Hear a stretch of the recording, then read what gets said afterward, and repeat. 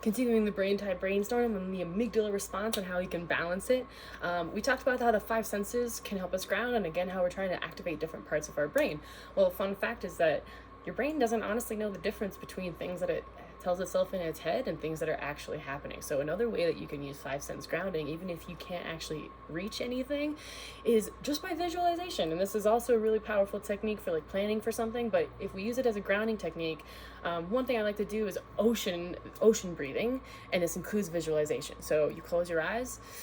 When you breathe in, it sounds like the waves coming up. When you breathe out, it's the waves going back out into the ocean. So you keep your eyes closed and you get to take yourself to your space by the ocean, whatever that looks like for you. So it's the ocean, and you get to use your breath. The sound of your breath helps you use that as a sound, right? That's one of the five senses, as a sense that helps you ground in the space that you're trying to go to in your mind. So then you can start to try to picture things. Again, if you have a picturing brain, I guess that is important. But even if not, you can just still use your knowledge of the ocean and know, like, this sound is the waves coming up, this sound is the waves going out. So you can just put yourself there. Now, you might not be able to visualize it, but if you can, try to build yourself a space, build yourself a scene.